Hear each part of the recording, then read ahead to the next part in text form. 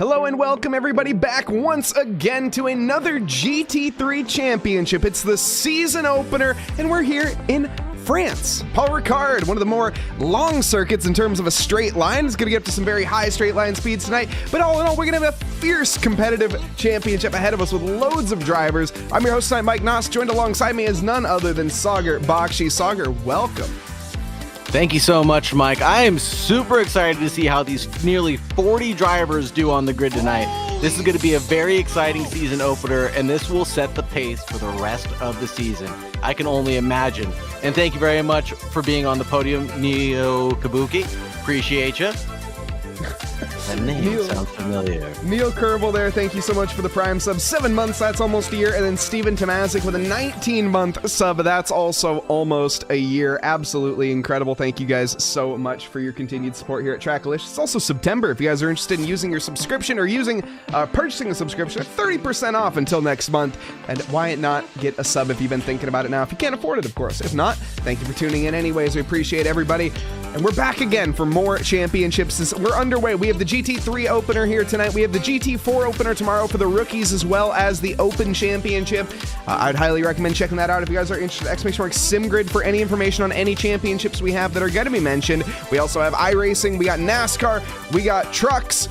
We got all sorts of fun here at TRACKILICIOUS and more to come as well. But as it stands tonight, as you were saying, Saagar, 40 drivers out on the field here, 39 to be exact. We just fell short with one. If you'd want to make the 40th spot, !SimGrid, the championship signups are still available. And it is going to be an 8-round championship going all the way across the world for multiple races. We're going to Spa next week. We got Coda, we got Kyalami, Olton, Watkins Glen, Nordschleife, and last but not least, the Hungaroring to come. That's in the future. Right now, Saagar, we have a French track that is ahead of us, and that's Paul Ricard. Why don't we hop down into qualifying?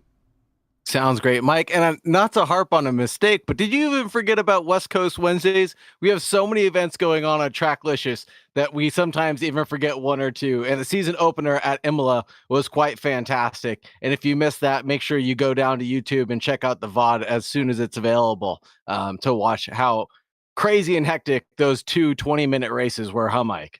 Yeah, absolutely. And the VOD is available as we are streaming on YouTube. All of our VODs are immediately available after every single broadcast. So if that's something that interests you, head on over !YouTube to find out more information there. And why is my stream not unmuting? The button was working beforehand. Now it doesn't want to work. Testing here, chat. Okay, we'll figure this one out. Live testing.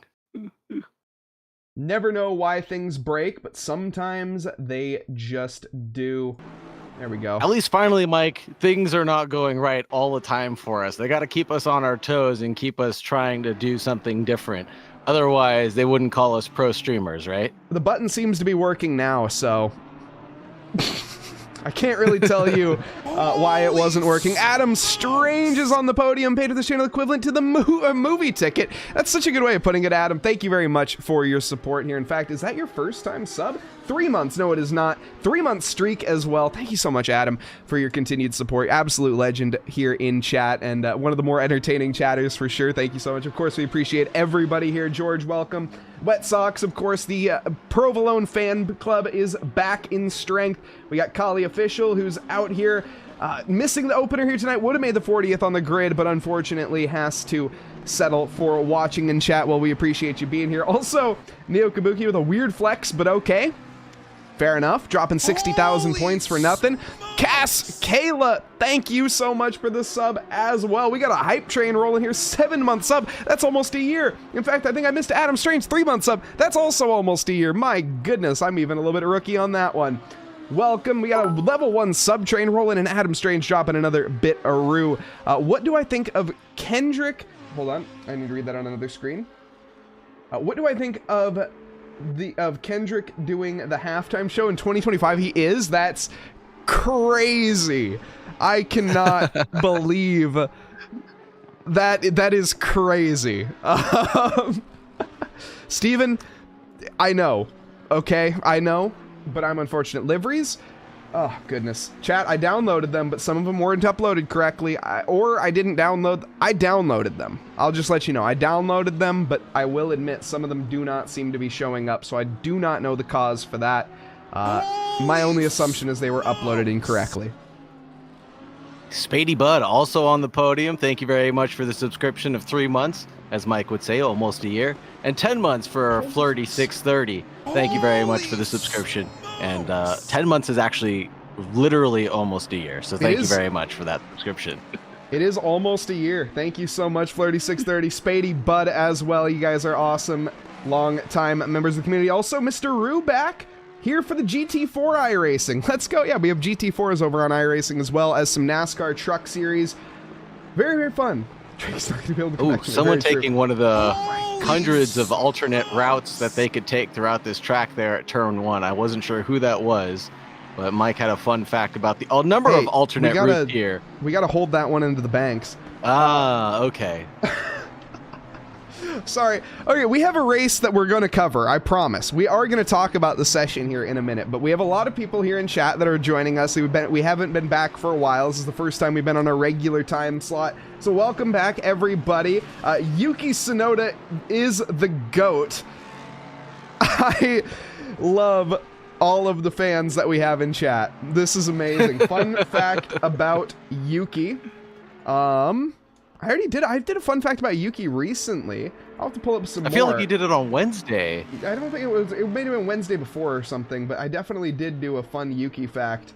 I haven't seen Logan Sargent Fanboy returning in a while, and I've been curious where they have been. We got Hydrates being redeemed as well. Thank you very much for the Hydrates. I wonder if they've taken the flesh of another form, potentially. However, I have no evidence to back this. I've never seen Yuki Tsunoda is the GOAT and Logan Sargent Fanboy in the same room, as well as Pato O'Ward is the best. But, you know, I'm open for suggestions here. I'm pretty sure it was Pato O'Ward's hair is the best. No, I think it was just Pato O'Ward is the best, I thought. And then was there's Pato O'Ward Okay. fan, number 2 fan as well over, on the YouTube side of things. Sorry, but I used to be that Batman dude. Oh, fair enough. Not the same person. Not the same person. Well, welcome back. In your new alias. I will get that fun fact about Yuki Tsunoda, I promise. You'll just have to stay tuned for that one. We got to talk about the race and the championship that is to come. I haven't even mentioned that basically one time yet. And it's kind of, you know, like the whole elephant in the room, the reason that we're all here tonight. So let's talk about it. Current pole sitter Tyler Carr in the Fear Nothing Moto Mustang with Jeff Spangler 2.5 tenths behind, just over the blink of an eye separating them. Ollie Raza currently 4.5 tenths or 4 tenths give or take off. Kenneth Portis exactly 4.5 tenths off of the pace there of Tyler Carr. Very tight margins at the moment. The track rubbering in, and looking at the conditions here tonight, we have an optimum track temp of 24 degrees ambient, 25 track. So it's very, very the optimum track temp. We're going to be seeing a lot of very good laps. Yeah, we will. It's a little bit sunny out there. Clear skies for all the drivers. Some of the best qualifying times will be coming in towards the end of this lap right now. The drivers have about 4 minutes and 20 seconds left. Nice left in the qualifying session. And then they'll be able to wrap this one up and we'll get right into this epic race. We do have 8 races going to finish out this championship series. Paul Ricard, Spa, Coda, Kyalami, Olton, Park, Watkins, Glen, the Nordschleife series, and then the Hungaro Ring to finish it all out. We've got an amazing set of 80-minute races yet to come, and we're going to have one mandatory pit stop, right, Mike? Yes, we are. One mandatory pit stop, and I don't think there are any requirements for that pit stop. I think it is just to come in and basically come out at your leisure. Unless you confirm that for me. I am looking right now to make sure. Variable randomized leather. I was correct. Optional tires, mandatory fuel, but no fixed fueling time. So you have to take a minimum of 1 liter of fuel. So there is a requirement. You do have to get lifted up on the jacks, basically, and put back down, is all of it. There's Pat O'Ward's number 2 fan. What do I think of the word Scion? You know, it's a good science fiction word. It's a great car. Love the car, kind of. Not really. What? It was like the birth to the BRZ. I mean, look, the FRS. I just never have been in one or anything like that, so I can't really speak. I have nothing against it, to be honest. I have nothing for or against the Scion. They're Japanese, aren't they? Or are they Korean? They're same make as Toyota. It was the Toyota then I'm offshoot. absolutely, if they're Japanese, then I'm absolutely for them. So yeah, no, totally cool with them then. Yeah, the Scion TC was awesome car. My buddy had one and it saved his life. He was in a dangerous car wreck on one of the major highways around us, and it literally just crumbled on him the way a car should have done. But he was literally able to get out of the car and walk away from it on the side of the highway, which was pretty remarkable for the incident that he was involved in. It was pretty remarkable. Volvo tough. Yeah. Limelight 77 subscribing with Prime for 2 months on a 2-month streak. That's almost a year. Thank you so much for your continued support, Limelight. And Cass actually has a Scion TC. Let's there you go, Carson. And rating it on a scale of 1 to 10, I'm gonna have to rate the word Scion at a solid 7.5. It's a word that you can get away with. I think it's a great science fiction word. You can use it. It's in Destiny. If anyone's played the game Destiny, there are Scions. It's a D&D thing, I think. I don't know. Scion, man. It's a good word. I'm very pro Scion. Now, what about Scion, S-C-I-O-N versus S-I-O-N, like the League of Legends character? Well, I have no take on the League of Legends character. I don't play League. I'm sorry. Oh man, AP Scion destroying people back in the day. That used to be so much fun. Stun, bubble, burst, kill. It was don't judge me for loving League of Legends once upon a time in my life, Mike. Fun fact about Yuki Tsunoda, he doesn't necessarily, he might like League of Legends, I don't actually know that, but he does like Attack on Titan, in case you were curious. He is an anime viewer and very much does like the anime Attack on Titan. So there is your Yuki Tsunoda fact. Yuki Tsunoda fan, I hope you enjoyed that one. Darth Scion is an awesome Sith, that's also true. Scion means descendant of a notable family. Interesting. Ah, very interesting. Qualifying's almost over, though. We got to talk about that, Chad. You're derailing me. We got a livery deep dive for number 87. We'll take care of that one at the beginning or on the outlap. Please remind me. Tyler Carr, though, has been the talk of the town with a 53-0 to top us off, and he seems to be the one that no one can beat. Jeff Spangler on a lap, his final one, not improving. Ali Raza is improving, but will have one more chance to gain just about the blink of an eye, more or less. He has to gain over Tyler Carr, and he will have one last attempt with the BMW. Currently, though, the Ford topping the time charts, not just topping the time charts, topping the straight line speed at 290 kph. Devin Anthony has the fastest car in a straight line tonight. Yeah, Ali Raza, one more chance at this, and just starting his lap as well. I don't think he's going to have it in his pocket. He's lost about 2/10 in that first sector, going about nil right now, and he's going to try to make up for it on the back straight, but that's where the Mustang is really going to pull away from him anyway, so that BMW maybe just doesn't have the horsepower to go the distance down that back straight. And like you said, who's got the fastest time in a straight line right now? It's going to be Patrick Dubois. Sweet. Patrick Dubois with the fastest time. No, in it's a Devin straight Anthony. line. Sorry, I was looking at Patrick Dubois in chat. He's not far off, though. Patrick Dubois, 3 kph off. In fact, Devin Anthony kind of rocket shipping over everybody else, and P2 not showing up for whatever reason in my in my pit wall, which is very odd. You have a liver deep dive for days. Yes, I did see that. We'll do that on the outlap before we get into the race.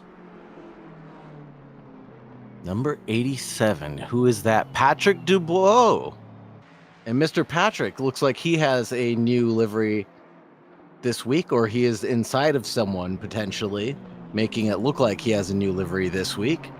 That'll be a good livery deep dive to go check out. Yeah, we'll stick around. We'll be doing that one soon. Mr. Grim210, thank you very much for the follow. Welcome to the team. And what about the word neurosis? That's anything with cyst. That's like a blood disease, right? Or anything involving the blood. That's like a 2. On a scale of 1 to 10, that word's a 2. It's too sophisticated, who knows what's going on with that one. Neurosis, something with the brain. Something. Blood, brain. Yeah. Neurosis, yeah. It'd have to be brain related for sure. I'm like neuro, obviously, is where I'm getting that from. Charles Leclerc was my most listened to artist. Had over 1,000 minutes. Nothing else. Just like to share. Appreciate that, Adam. Quinn Smith is in an Aston for sure. Rose Gaming. We can confirm that the number 66, third place on the grid right now, actually. We'll be getting to see that very, very soon, that livery that he has under it. It's a fun word. I don't know. What about flim-flam? I don't know if that's a word, though. I don't think that's a word. Either way. Hello, wanting to race in the WCW Series West Coast Wednesday. How can you join? That's a great question. Let's go over that before we meet our drivers here tonight. !SimGrid is where you can find all of our championships and everything related here to Trackalicious. We got West Coast Wednesday where you can find there. That's going to be at 8 o'clock Pacific time. We have the GT3 Championship, which you're watching right now. We got GT4 Open and GT4 Rookies starting us off tomorrow. And then we also have our iRacing Championships Truck Series, as well as GT4s over on the iRacing platform, and more races to come as well. Check that out, though, !SimGrid, where you can find all that information, all the time zones in your time as well. Now, let's get on into it, though. Let's meet these drivers that we have here tonight. Starting us off at the top, it's going to be none other than Tyler Carr, the number 69 Fear Nothing Moto Mustang. Jeff Spangler coming home in second for the Madhouse Racing, the Trans-Pacific number 9 McLaren. Coming up strong here with an Aston Martin behind. In fact, we have a very diverse top 5 with Quinn Smith here in the Aston. In the Built Racing number 66 with Ali Raza in the BMW. Close behind in fourth. Kenneth Portis II going to bring in company for Ali Raza there in P5 with the Racer's Edge Motorsports. Gil Silverin coming home here in the Silverin ACC Mustang as well for Brazil in P6. Wilson Fernandez also for Brazil coming home in 7th for the 888 with the 999 behind him, and Andre Alex Afonso, the Portuguese driver. Behind that, a new driver to the scene that I for some reason cannot click on, as they have now just turned into a different person. That was interesting. Timothy Judabal in P9 with Hunter Davis in 10th. Vinico Tsitsiev coming over in 11th with Casey Schutte in P12 for the 444 Reckless Racing. Jace Wright coming home in P13 here tonight with Jason Provolone company for him in the It Ain't Easy Being Cheesy McLaren in P14. Matter Team coming home with the American United Racing, 15th fastest for him tonight with Patrick Dubois behind in P16 in the Rockefeller Racing Ford Mustang GT3 number 87. Jacob Curtis for Fear Nothing Moto coming home in 17th with Ruggiero Santos in 18th for the start tonight. Stephen Buckley coming home 19th at the start with Alex Hansen behind in P20. Anthony Kelly 21st quickest with Kevin Yu in 22nd. Mason Pachowski 23rd. Holy smokes, I'm basically halfway through. Jake Terrell in P24 with Tyler McCullough in 25th. Zane Blisket 26th quickest with Marcio Mota in P27. Devin Anthony 28th with Matt Ogiville in P29. We'll work on these new drivers here to the league. We got to bumble the names once or twice. I do apologize. Professor Canota's coming home in 30th, with Jelson Cruz 31st, Brian Clementi 32nd, Daniel Desjardins in 33rd, Rally Dutchy 34th, Spady Bud 35th, Justin Dumois in the pit lane, Aaron John in P37, Jaeger Karu in 38, and the 333 of Osuma Kani coming home in 39th for the 333, last but not least. Or do you feel tired yet, Mike? I feel tired just hearing you struggle through all those. We are good. We have a livery deep dive. Who was that for? You got teleported back to the grid. Did you forget to hit drive? The 87 of Patrick Dubois was who was requested. We got it. Let's nail that one here. On the outlap, get the audio back. The button does work. You love to see it. Patrick Dubois in the Rockefeller Racing McLaren Mustang GT3. Look at that. Almost a Code Red inspired livery is what I think of it, the Mountain Dew flavor. Ah, the Stang on the side. That's a new addition to Patrick Dubois' repertoire lately. And Patrick Dubois actually raced a Mustang last season as well, so I'll hope to see him improve up and down the grid with Matt Artem right in front of him in the 414. I'm sure he'll be doing some shaking and baking on this Audi throughout the straight line. And Matt Artem in that 414 actually is a R8 driver through and through. Never seen him race anything other than that unless he has to. So we'll see how much struggling he has to do out on the grid tonight. Yeah, and I'm just trying to figure out who that car is that pulled over. That's the 173 of Stephen Buckley, who has pulled over to the side here. I'm not sure what that is about. The car seems to be intact, but regardless, they have found themselves off on a slip road here. Hopefully, everything technically is all good. But as they continue up the grid here, Tyler Carr leading us away. The track conditions, there was a question in chat earlier. It was looking pretty warm in the quali. It's not quite the same case here in the race. We have a bit of a cloudy condition, 20/20 though for ambient and regular, or ambient and track. Liver deep dive for Vadik as well. We have a chatter as well cheering on Dumas. Let's go. Dumas. What car number is Dumas? Dumas running Justin. Yep, Justin Dumas running kind of a little bit further back here for the start. No, hold on. I'm thinking of the wrong car. Where did they go? The number 4. Starting from the pit lane. From the pit lane. They didn't get to hit drive. That was what it was. Yep. Hopefully they can have a good recovery from there. Vadik will be joining them in pit lane with a livery that is not loaded, unfortunately. Sorry about that, Vadik. I don't know if you want to change your deep dive. Chat, we'll catch up with you in a minute here. I see all the questions. Thank you very much, Adam. Thank you very much, Adam, for the bit. I will get to, well, I guess Saagar will get to that question here very, very soon. I know who Ice Spice is, I think, but anyways, because we've gone over this one time, but either way, drivers are lined up here, rearing to go for the season opener. This is race 1 of the TRACKILICIOUS GT3 Fall Championship. Tyler Carr leading us off for the start here, Jeff Spangler in P2. I'm Mike Nause. Joining with me tonight is Saagar Bakshi as we approach the line, and we will go green, green, green, and a dead even heat. In fact, Tyler Carr getting swamped up by Spangler immediately. It's going to be a charge now from Ali Raza to the outside, looking for it into the entrance of the chicane. Cone's getting ruthlessly taken out, but Jeff Spangler is firmly the leader at this point. Tyler Carr caught sleeping at the wheel. Ali Raza contesting him as well, but behind this, Kenneth Portis side by side with Gil Silver, and Gil's gonna have to give that one up. He has his fellow countryman challenging as well. Sector 1, this is where the elbows can come out. In fact, they're going to. Contact from the Mustang there, dives to the inside of the chicane, clatters into the side there of Andre Alex Afonso. He manages to recover, though, fairly decently. Behind that is gonna be pretty much not nip and tuck whatsoever, side by side as we exit now onto the straight. Timothy Jabul is going to be trying to gain it, but no, not quite. Jace Wright, he is going to be up a couple positions here at the start, and there's massive contact, and a huge one there, as everybody going to be trying to avoid that, and not many people succeeding. It is chaos and calamity here on the opener. I'm rewinding that back to get a clear look at what happened, and it looks like the number 85 was involved in that and just had a touch going into turn 3.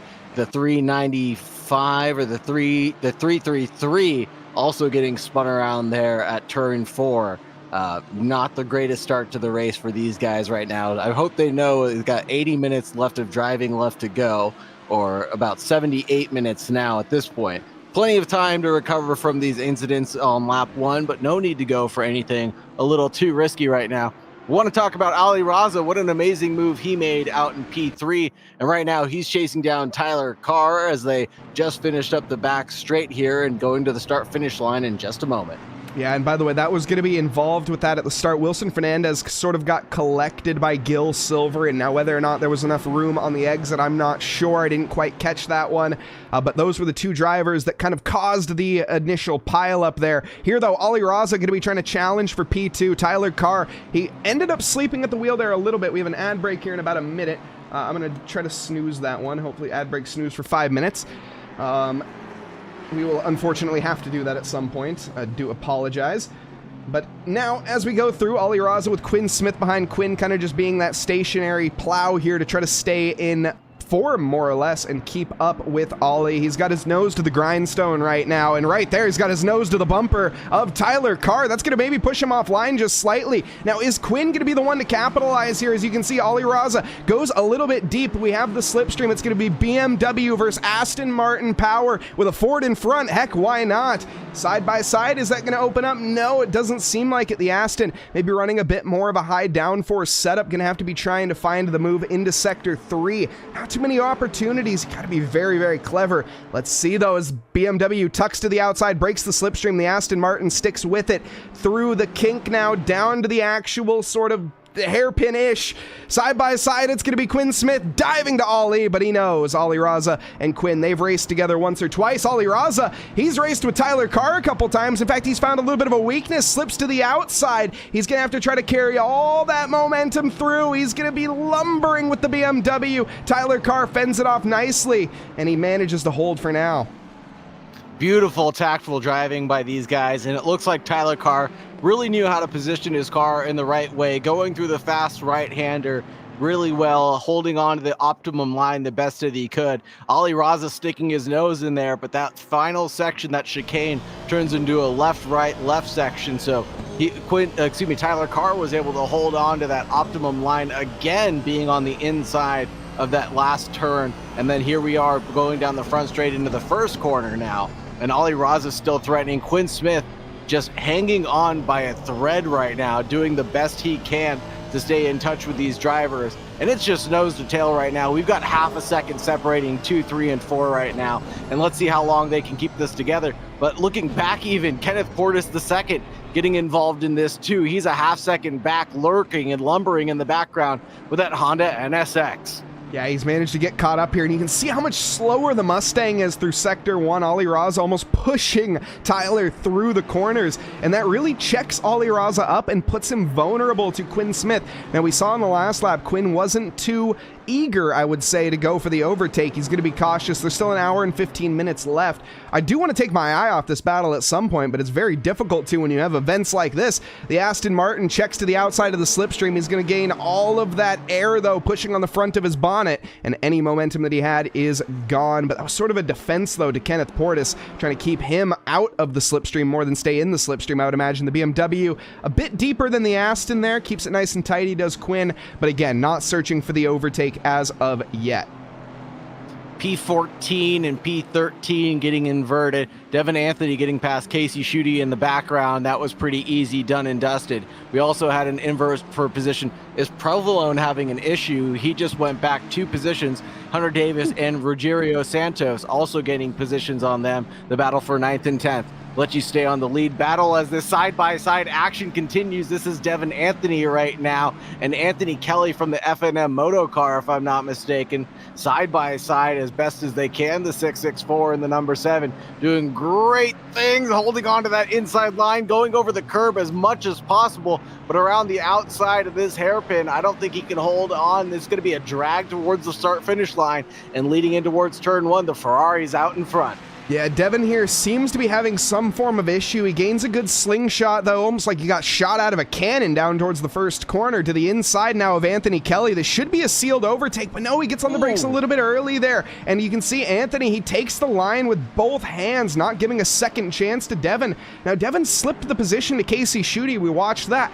Sort of in a bit of a story of going backwards, although I say that Devin Anthony's actually at 14 positions. How the heck did he manage that? Either way, another one of the drivers that has gained quite a bit here tonight, Patrick Dubois, up 11 positions. In fact, he's almost side by side with Jace Wright right now as they contend down the back stretch, this 1.1 long mile straight line. Let's see who's going to have the power. Is it going to be the Audi V10 behind Jace Wright, or is it going to be the 5.4 liter Coyote V8 in front of Patrick Dubois right now? Advantage to Dubois.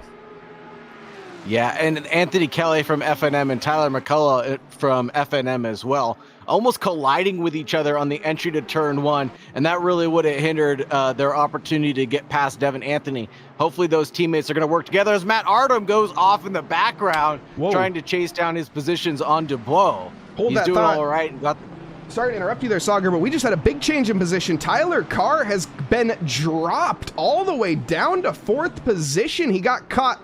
I'm not sure what happened, but Ollie Raza and Quinn Smith have now both found their ways up a position over Tyler. Tyler Carr, the number 69. I'm not seeing any incidents from him. Maybe just a little mishap from him, causing him to slip all the way back. But giving up 1 position is one thing. Giving up 2, that must have been a big missed opportunity. 1 slight mistake there through the twisty bits probably is what caused it for him in that Mustang. Yeah, definitely a bit of a mistake. We saw how slow that car was, definitely running the lower downforce setup when it comes to those low-speed corners. You got to be very early on the brakes, which maybe allowed Ollie to capitalize. Again, missed that one, unfortunately. All right, chat. We'll try to catch up with you here in a minute as we have a brief little moment. Saagar did want to have that question towards you in the recent allegations and rumors towards your BTS contract. I'm trying to find that comment. Where did it go? Yeah, I didn't see. Saagar, did you help that BTS dude write his collab song with Megan Thee Stallion? I see it from Adam Strange. Adam, we've talked about it before, and I'll say it again. Not allowed to say anything further. I apologize. Let's just say that Tracklicious isn't paying the bills anymore, that I've got some other things on the side that help me promote my pocketbook. Let's just say that. That's all I can say, Adam Strange. Don't let the cat out of the bag too much for me, okay? I don't want to get the paparazzi showing up at my house. I live up in the woods. I'd like to keep it pretty remote and quiet if possible. Fair enough. Now, a question as well saying, does the AMG GT3 use the same engine as the Aston? Hold that thought, is holy smokes. Very loose there from Tyler McCullough, it looked like. And that fact that it's going to be a little bit wide. Devin Anthony trying to slip down the inside. Is he going to find the daylight? No, he gets squeezed out, unfortunately. Wilson Fernandez, he has been on a charge himself, ended up getting collected on that lap 1 incident and gets by Daniel Jusjardins.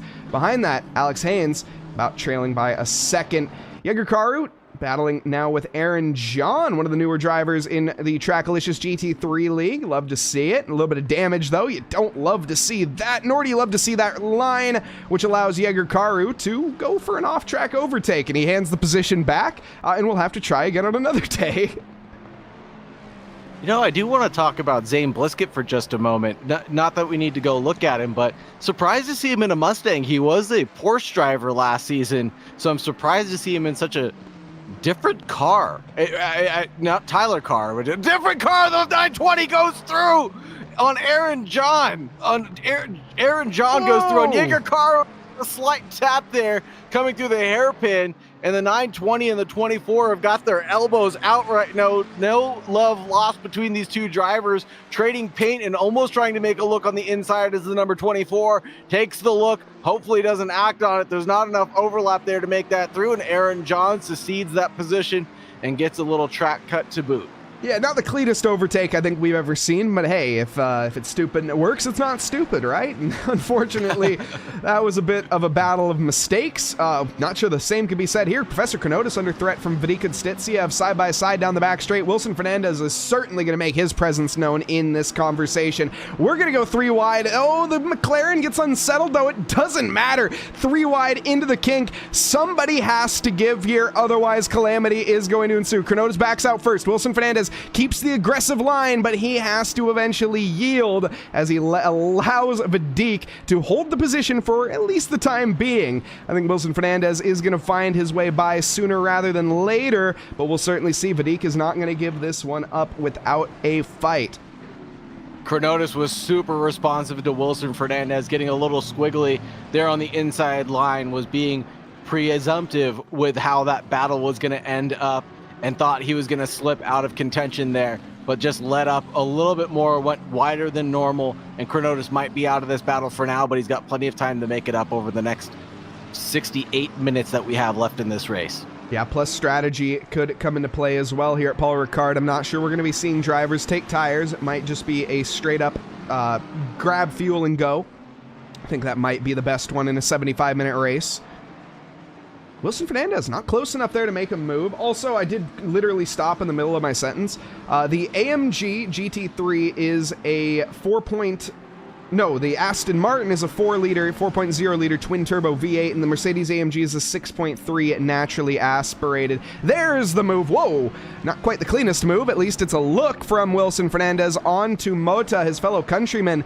And I think Mota doesn't really want much to do with this, to be completely honest. You can see Mota moving to the outside and kind of allowing Wilson through, but that unfortunately is going to give Chronotis an edge now, gaining a much better exit onto the straight, and I think he's going to leave this 296 for dead, unfortunately. Chronotis there capitalizing, and that's also going to be the Fear Nothing moto car of Jabula, or of Judabula. Oh my goodness, I'm so sorry. Jodubal joining the conversation, 3 wide towards the kink. Again, someone has to give, and it's going to be Mota this time. Now to the inside, Chronotis is going to be on the out. Who has it? Momentum in favor here of the McLaren, and he takes it with both hands.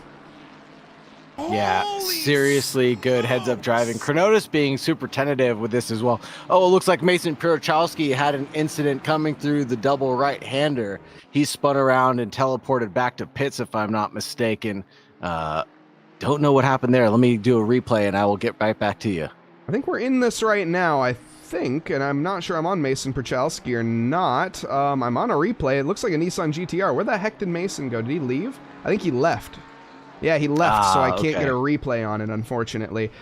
Ignore what you just saw. That was a Nissan GTR. Don't ignore what you're seeing right now, though, as this is going to be Mota making a dive there. It looked like onto Hansen. Behind that, Anthony Kelly joining the conversation, trying to make a move back, it seems. He has given the position back to Mota. He was ahead at one point, now back behind, looking to make a move into the first chicane. Can he find it? Also, big thank you to Carson. Welcome, Carson. Hey, 7-month sub.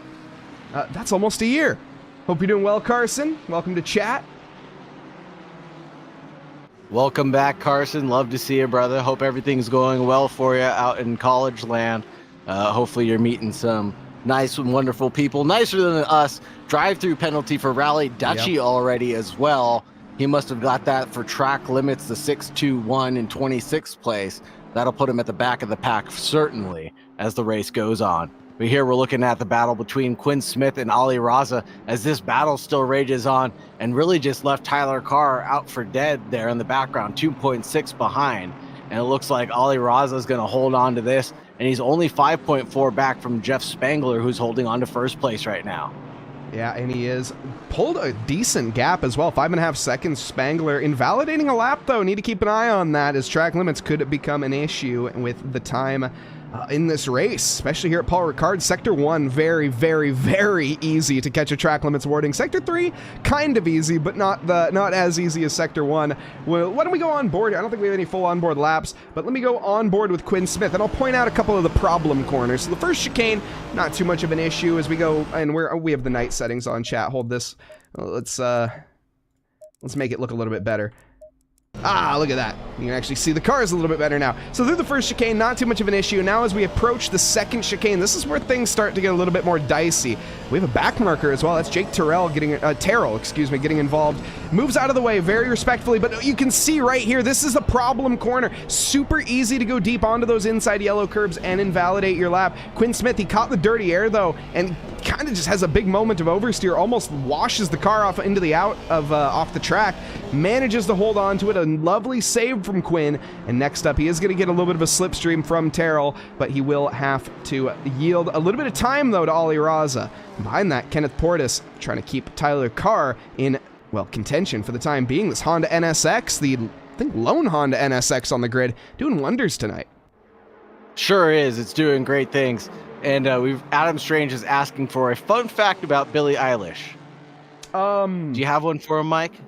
The song, oh goodness, okay, hold up. Give me 2 secs. I will think of one. We see a Camaro very out of shape. That was Tyler Carr. Mustang, Camaro, all the same things. They're all horses and ponies and carbureted cars. Not carbureted, they're fuel injected. What are you talking about? I'm just kidding. I'm sorry. I was going to be wrong because you were wrong calling it a Camaro. It's a whole thing. Did I call it a Camaro? Oh, goodness. You did. I didn't even realize. That's how natural it is to me, unfortunately. Whoa, it was a battle of the not Camaros for P7. Yeah, wow. This is Hunter Davis, Patrick Dubois leading this trio right now. Jace Wright in the Lamborghini trailing behind in the Lehman livery car for the Fuchsia Competition Esports Mobile. Ooh, almost going into the back of that Mustang, but holding on very tightly here. Patrick Dubois, let's see his last lap around, getting to the line right now. 56.8 for him, 56.6 for Hunter Davis, 56.1 for Jace Wright. They're all improving in the background, and that's Matt Artem also lurking around with a 55.4. He's a whole second faster than the cars in front right now, and he is dragging Rogério Santos, Casey Schutte, and Jason Provolone along with him. Yeah, he certainly is doing a wonderful job right now, and not to mention the positions gained for all of these drivers after that lap 1 incident. 6 positions gained for Jace Wright, 7 for Matt Team, 9 for Rogério Santos, 2 for Casey Schutte. Hey, nothing to shake a stick at, still positions gained, better than lost. 3 positions for Provolone, the Stinky Cheese Man, one of the fan favorites, and behind that, Zane Blisket up 14 positions in 13th. He'll be very happy with this result if he can make it stick to the end. Thank you very much to... my goodness, JT's Garage. Thank you very much for the follow.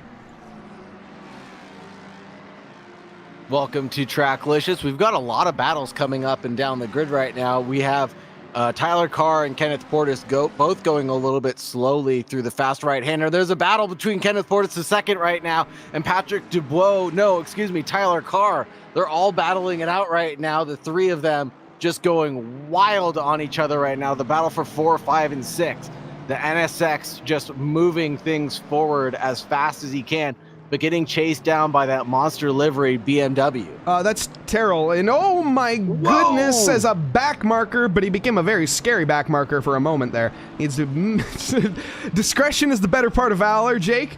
It's all good. Matter Team here trying to make moves on to Casey, and we have the fun fact about Billy, by the way. The fun fact is that she doesn't know what she's crying for. She doesn't know what she can think to love you anymore. She might not be long, but baby, she don't want to say goodbye. There you go. I hope that satisfies your need for a fun fact about Billie Eilish. Not at all. I will give you a stranger fun fact. That song Lunch is actually about Mike Nause.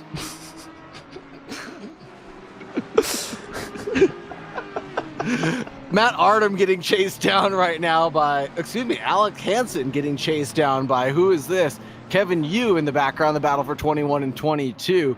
It looks like that position might get inverted there with Alex Hansen holding on to 21st now, and Kevin Yu falling back just a little bit. You know, Saagar, I'm pretty sure you're the real snack. No. That's okay. I can't dance. I can't dance on anybody's tongue. That's not me. That's definitely not me.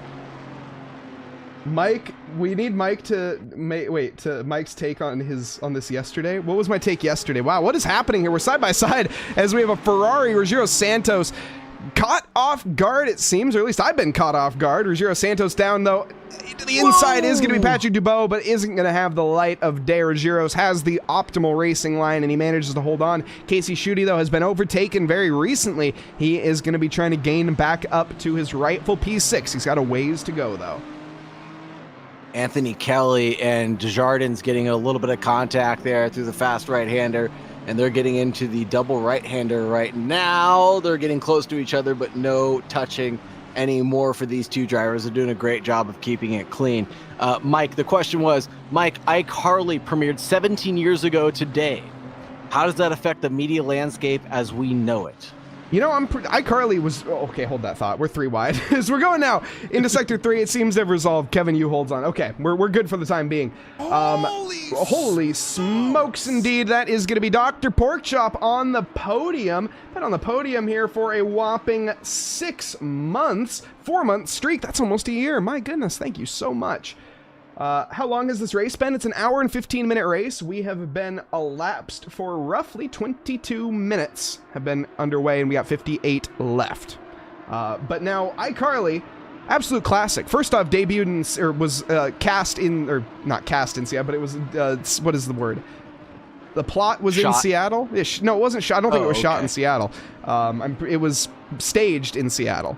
And so pro that, you know, from Seattle, I mean, you know, Seattle is what it is. Don't get me wrong.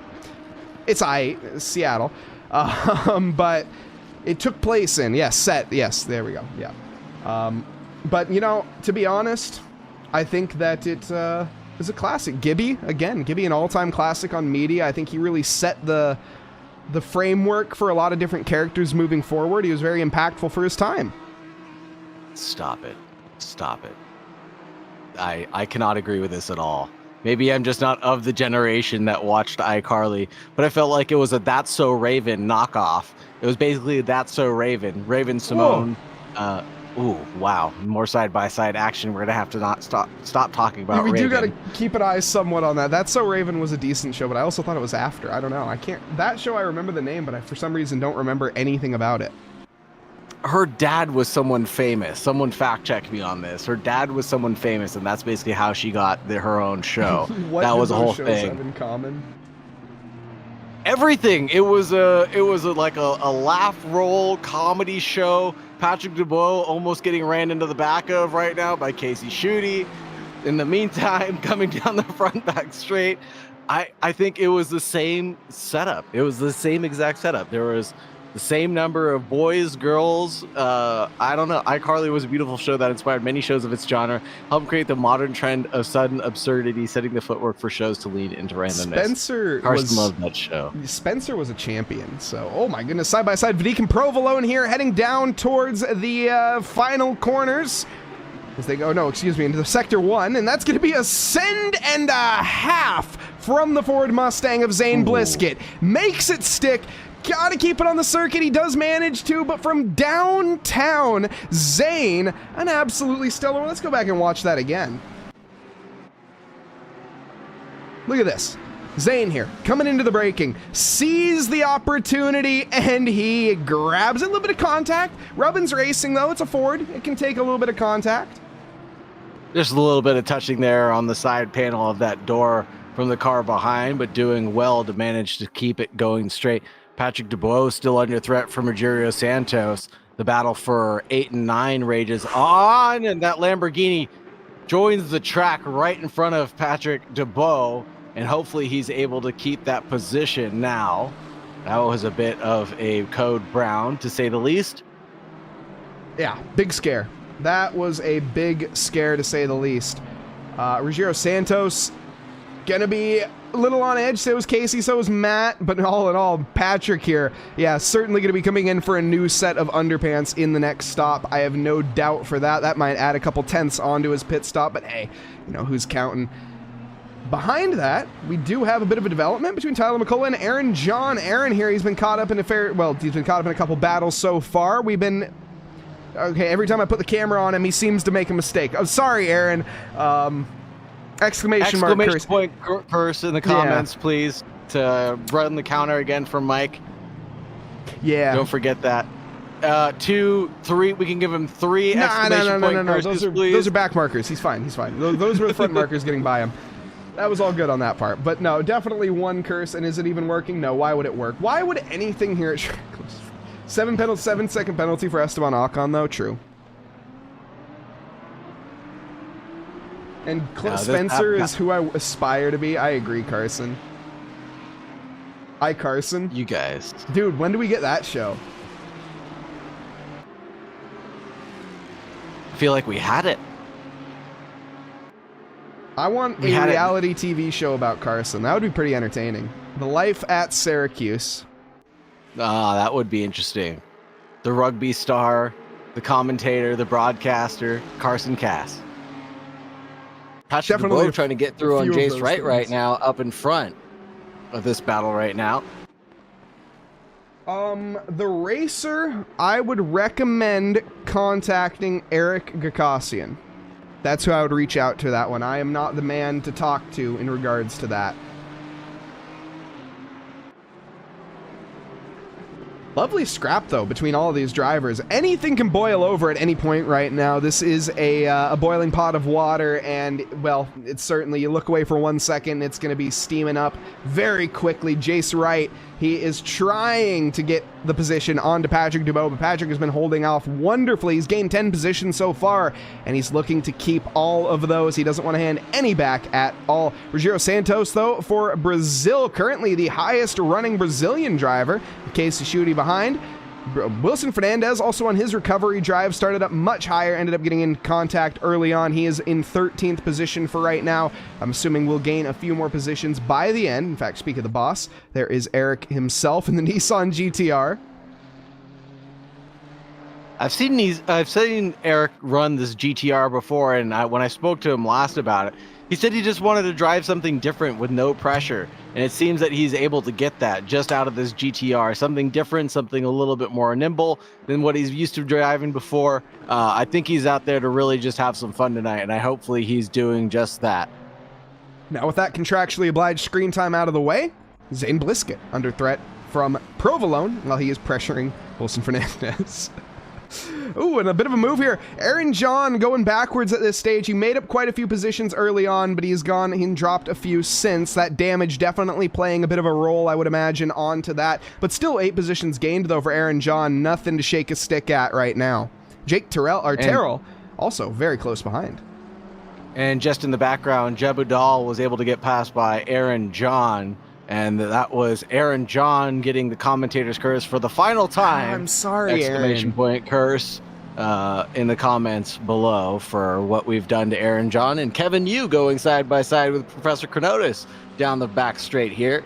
And that's the battle for 21 and 22. Chronotis on the inside, maybe trying to back out of it right now. Slips in behind Kevin Yu, trying to just get a little bit more suck out of it. And on the way towards the fast bit, Chronotis is on the optimum line. Will he stay within track limits? He sure does, mindfully of so. I would imagine that all these drivers are facing at least 1 or 2 track limits violations by now and trying to keep their noses clean for the rest of the race. Yeah, certainly is going to potentially be an issue at some point. Certainly, potentially. Hey, look, commentators be commentators. Sometimes it is what it is. Chronotis, though, he's being the driver. He is and trying to, well, hunt down Kevin Yu. Kevin with a little bit of damage on the front end of his Lamborghini. Not quite the healthiest bull I've ever seen, but going to be under threat here from a prancing horse. The Cavallina Rampante. Wait, it's a McLaren. What am I talking about? Anyways, that's embarrassing. Chronotis driving a McLaren since when? When did Chronotis start driving a McLaren? Is he driving a McLaren now? Yes, he's driving a McLaren. I thought it was a Ferrari. In fact, hold on. Is this a McLaren not Evo 2? No, it isn't Evo 2. Never mind. It is the McLaren Evo 2. Yeah, okay, Chronotis, he's taking a new car on this season. He's not driving a Ferrari. That shocked me, actually. Oh, wow. A little bit of a shake and bake there with the same type of car shape. It's easy to make that mistake, in my opinion. And Adam More side-by-side racing with Rogério Santos in the background. See if we can pull that up as we have Andre Alex Afonso also fighting. But I love that Adam Hess, he was dying to get that question asked to Carson. Oh my goodness. No. Wow. Okay. Whew. That was close. Jelson Cruz, not much he could have done. Close.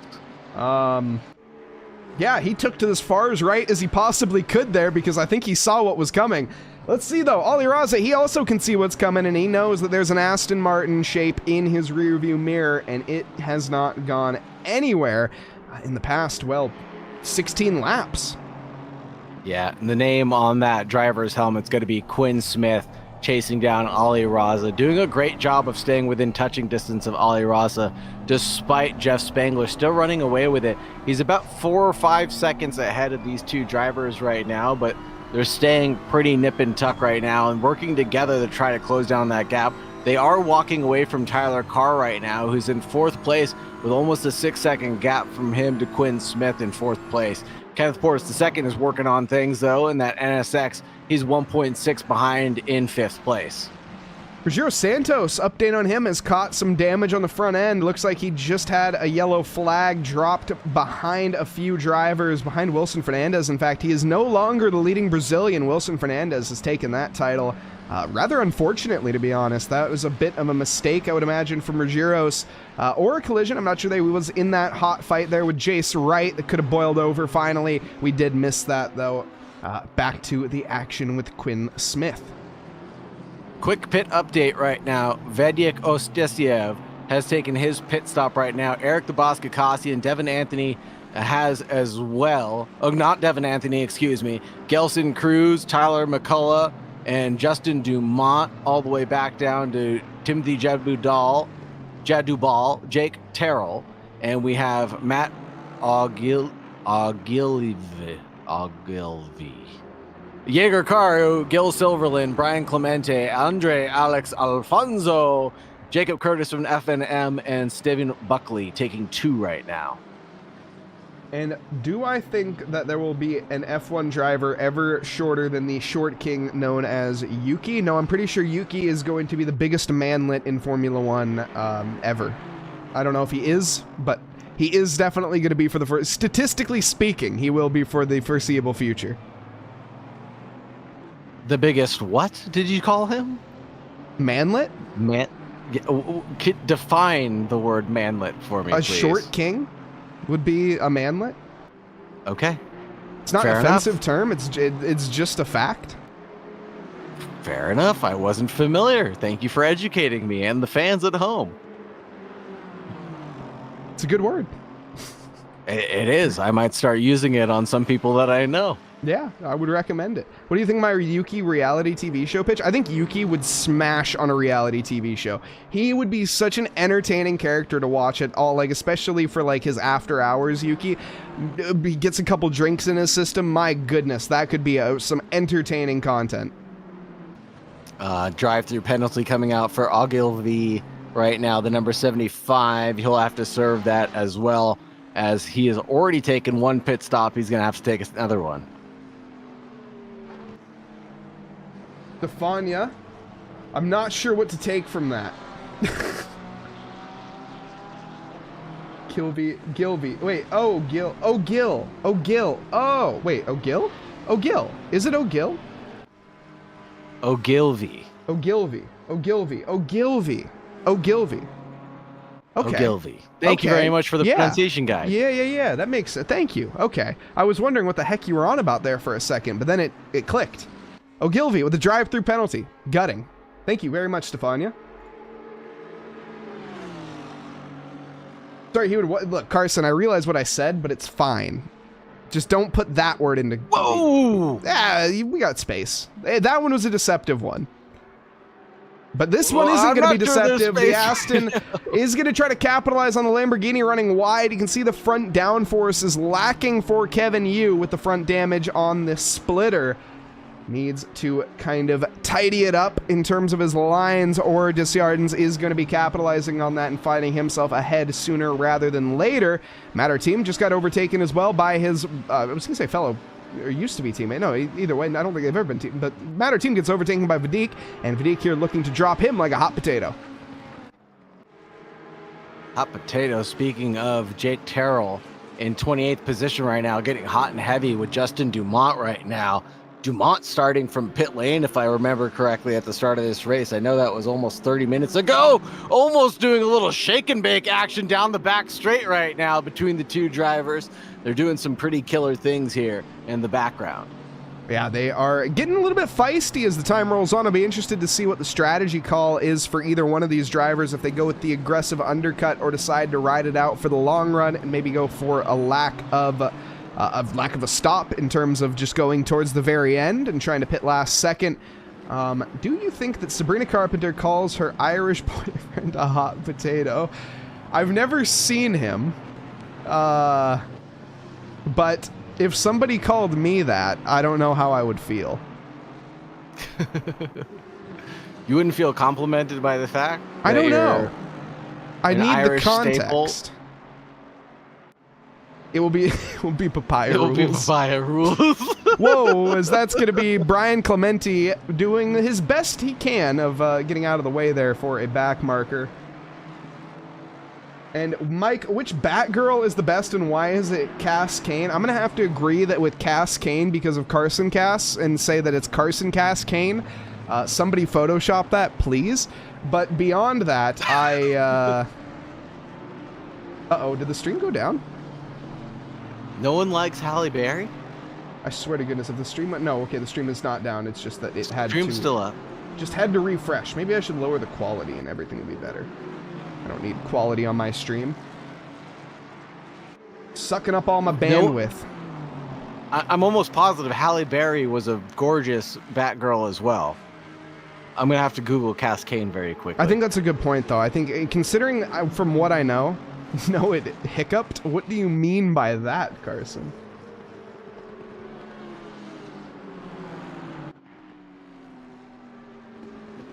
I will say, Quinn Smith and Ollie Raza, I think something's going to happen here, and I'm not sure what. Whoa, is that's going to be a Nissan GTR rejoining the circuit? Didn't expect that. Holy smokes. That's a long chat message. That is very long. It's the wiki page. Yeah, no, it explains a lot. Here we go. Is the Aston Martin going to be able to find an opportunity? The back markers are running strong here. If I was one of these guys, I might pit now. We're almost to that halfway point, though. In fact, it's a little bit early to pit. We're about 38. It's not a bad time if we are going to go for it. Though, if they make it through these back markers, which in fact they have, in fact, well, okay, Quinn Smith agrees with me. I like it. I like the strategy. Quinn Smith immediately in. He goes for the undercut on Ollie Raza. Let's go. We got a game on. Let's go. Absolutely. And they were nose to tail going into the pits. Let's see how this all pans out afterwards. And it looks like Quinn Smith wasn't getting the best luck with the back markers too, so this might be his opportunity to shine. I still, Yuki, I don't care if it's a character or not. I still want Carson Cassandra Kane. I want that photoshopped. We've had Carson Russell. We need that now. You know what I haven't mentioned, Saagar? That I should probably mention? That I also didn't... Oh, goodness. Man, I'm... Alright, chat. We got to do it live here. Because I'm a professional streamer. And I am very good at my job. So let's do it live. First off, big thank you to everybody on the YouTube side of things. I did see the message earlier. I just didn't have time to respond to it. But thank you for everybody that is over on the YouTube side. You guys are awesome. As I'm messing everything up while I try to figure out the thing. Either way, we're going to do live. We are doing the thing live, and I'm still trying to do it while I talk and find the... Where the heck did Quinn it go? Smith with a 33.9 second pit stop, 33.9 transient as well. Very interesting. Presumptively that he's taking tires. This will give opportunity and some knowledge to Ollie Raza to know what his strategy should be going forward. Indeed. Now, chat, we got news here. Bam! Racebox. Sorry for the flashbang. It definitely was. Exclamation mark Racebox, chat. If you guys are interested to pick up a Racebox, you can, if you use code TRACKILICIOUS15, that is a mess up. It's code TRACKILICIOUS15. I should have proofread this. I did proofread it. I didn't catch it. TRACKILICIOUS15 at checkout to receive 15% off of a Racebox purchase. Not only that, you'll also receive 15% off of your next track day as well from the cost of that thing. So it matches your discount with your next track day. So if you do pick up a Racebox full, that's going to be, I think, around $200 and $300 something. I can't remember. But anyways, you get like $52 off, and then you also get $52 off your next track day as well. So it's very, very great deal, to be completely honest. That's something that you exclamation mark Racebox. And again, apologies for the flashbang. I'll make sure it's darker next time. Ollie Raza apparently missed his pits box, says Cody Blunton. Ooh, that is big. Ollie Raza is going to be probably losing that position as a result then. He's coming out of the pits right now. He's 7 seconds behind. This is going to be really, really, really close getting to the line right now. He's about to hit the end of the pit limiter right now. And there is the man. Quinn Smith blazing by the start-finish straight. And there it goes. The position has been overturned.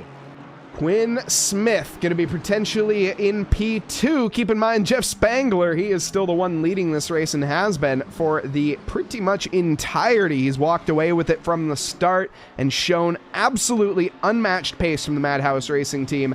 Casey Schutte, though, joining the party here with Jace Wright. Forzy, thank you very much for the 4 times cheer. Welcome back, Forzy, as well.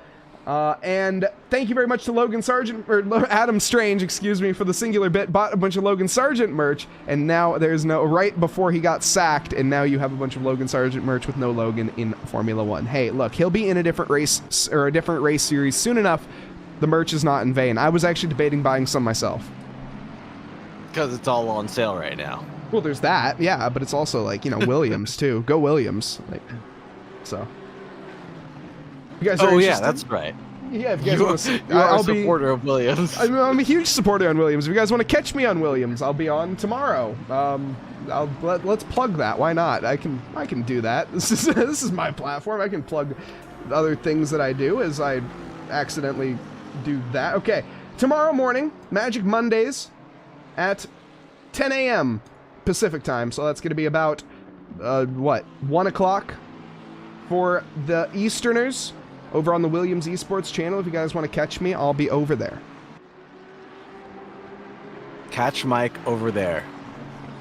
Outside, maybe. Thank you for the biddies, 4ZYY_. Appreciate you. Hope everyone is well. We are doing well. The Tracklicious family has been doing great and growing and shrinking at the same time. We've lost Carson Cass, unfortunately, to Collage. He is growing and doing amazing things. Side-by-side action. These two FNM cars, they sure are.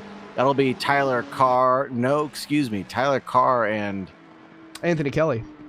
Anthony Kelly. They are on the same lap as well. And they have their other teammate, Timothy Jedabul, behind just to join the party and get the thumbnail for the team. Got to go 3 wide to get the thumbnail, though. That's the thing. It's the only requirement. Oh, they're going to be doing it, though. They're going to think about it. Although up ahead, there's been a collision. No, there's not been a collision. There's drivers coming out of pit lane. That's what it is. Let's jump back with a Fear Nothing Moto Civil War right now. Rule number 1 of racing, don't hit your teammates. So far, so good. Yeah, Mike Nause is doing everything. If there's a stream going on for ACC or any sort of racing, you're probably going to catch Mike Nause doing it or somewhere nearby. Honestly, true at this point for ACC in particular, but yeah, it's been nice. I appreciate all of the all Williams in particular. Williams is awesome, so I have nothing but good things to say about Williams all the way around. They're incredible to work with, and then of course doing the SRO stuff as well. So big shout out to them. Oh, I forgot to ask you. How was Sonoma? Did you come down to California? No, not yet. That's next month. I got the dates wrong. Okay. Gotcha. Okay, yeah, that makes more sense. That was my bad. I got the dates wrong, so I'm down next month. Right on, right on. Well, hopefully that works out for you, Mike. Huff? What's going on, Huff Maniac? Welcome, Huff. Huffmanic, excuse me. Huffman. That's what we can roll with. Huffmanic. Yeah. Vedyek Ostiev Odstitsev, excuse me, has just gotten past Hunter Davis. The positions for 11 and 12 got inverted with a little bit of off from Hunter Davis assisting in that position swap. Also, back markers galore. Oops, sorry to interrupt, but Stefania also 100% correct. They are the only team to not have a screen on their steering wheel. Nolan Siegel is an icon. I don't know who that is. The name I'm unfamiliar with. Jace Wright here, battling for the lead of the race, technically, for the moment. They do still need a pit. Actually, he is in his own right, isn't he? Well, Casey Schutte, they do have to pit as well because Jeff Spangler has taken a pit stop. His was 32.9 seconds long, just a little bit slower, a little bit faster than Quinn Smith's 33.9. The gap between 6th and 7th, which is potentially 2 and 3 right now, between the 6.6 and the 30, is 1.8 seconds back.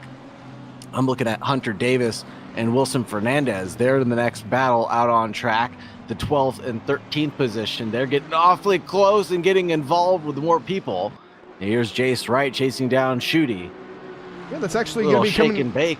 Oops, sorry. As we drive by the number 24 position of Marcio Mota, we have a cheer for them in chat as well. Atropia cheering on Mota. Some cheering on Brazil as well. There's a few other Brazilians out there tonight. It's obrigado, as I've been recently told. Obrigado to all of the Brazilians watching.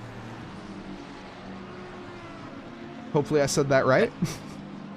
The F&M trio is still doing F&M things. They got separated very briefly by Stephen Buckley, if I got the name right. I hope I did.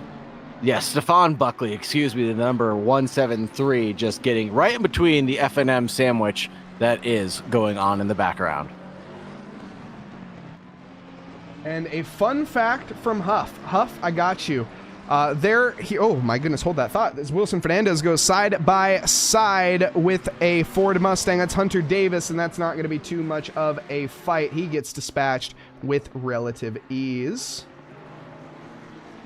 Yeah, Hunter Davis and Wilson Fernandez have continued to battle for us quite some time now. Hunter Davis having one slight mistake Wilson Fernandez having one small mistake, letting Hunter Davis by, and now the position's been inverted one more time. Gotcha. And fun fact about Paul Ricard, this track has not one, not two, not three, but it actually has 167 different track variations ranging from about half a mile or 0.8 of a kilometer to a 3.5 mile circuit of 5.7 kilometers, the one that we are on tonight. That is absolutely nutty amount of layouts. Almost unnecessary amount. Very much, I would say, unnecessary amount. Channel your inner Senna. We'll see. Ooh. We'll see. Wilson Fernandez, he's got a lot of work to do here. He's got to have a reminiscent drive to, well, I mean, a Senna drive, yeah, to recover up all those positions. Another battle out on track is 19th position right now as Alex Hansen just got past Anthony Kelly from FNM. They are on the same lap as Tyler McCullough and Timothy Jadubal, so they're working their way through the FNM pack right now. And we'll have to very shortly, literally a parking lot. It's a very flat circuit as well, I will be honest, but it has a bit of elevation to be. It's got 30 meters, 100 feet of elevation, which is honestly more than quite a few tracks, to be completely honest. So it does have some slope. You just can't really see. Oh man, Alex Hansen there going for it onto Tyler McCullough. Doesn't find the daylight as the night has fallen here at Paul Ricard. He's gonna have to be trying to find any form of moves. He goes to the outside for the Audi, but that's not gonna be the position you want to find yourself in. He's really working hard on the inside line right now. Makes the move, has it stuck down, but goes a little too wide there. Almost gets a track limit to boot. He's doing a good job of trying to keep this battle as clean as possible, leaving plenty of space for the FNM car to go through. And looking like he wants to walk away with it. Up ahead, there are still cars coming out of the pit lane. Pretty much every driver has made their pit stop, minus Jace Wright, Zane Bliskett, and Jason Provolone. Everybody else has gone for at least one stop. Some drivers more than one. As I would imagine that is going to be as a result of drive-through. Logan Sargent Fanboy, welcome. It's been a minute. We haven't heard you since the news, and I understand the emotion. I hope everything is well. I hope you... Whoa. Who was that? Spady Bud. Faced the wrong way on circuit. Hey, Logan Sargent Fanboy. I put out emotes for you in my solidarity of suffering. We do feel for you. A moment of silence for our American brother, Logan Sargent. There you go. Moment of silence complete.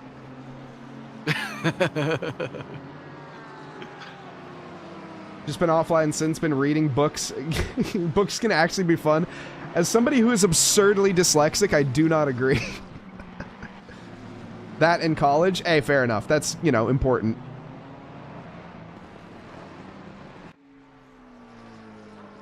this battle between Alex Hansen and Tyler McCullough from FNM is still raging on and almost making an overtake happen. That Audi's really trying to go for it there on the inside line and gets a big old drift, and Tyler McCullough's going to try to pick up the pieces, and he does be able to save that position, but now he's got another FNM car right behind him going for a move on the inside as Anthony Kelly just took a look at it but didn't really act on it. That was almost a sick drift from Alex Hansen right there. He almost held it, but it snapped on him last second.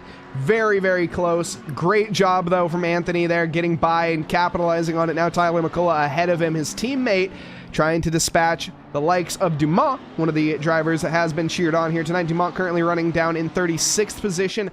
Hasn't quite gone that well, as they have picked up a stop-go 30, as well as I think a couple other bits of damage that sent them down pit lane, a total of 4 times tonight.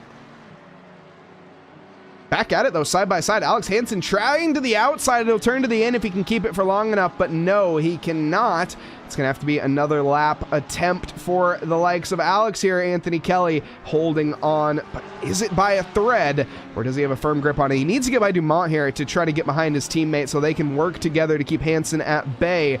But doesn't seem to be working out as planned for them right now. Looking up ahead to the next Fear Nothing Moto car, Tyler Carr, who was at the lead of this race at one point in time, started in P1. He has since dropped down into 7th, unfortunately. He will gain a couple more positions. Jace Wright and Zane Blisket still yet to pit, so those will be granted to him as he gets by Jason Provolone, who is also yet to pit.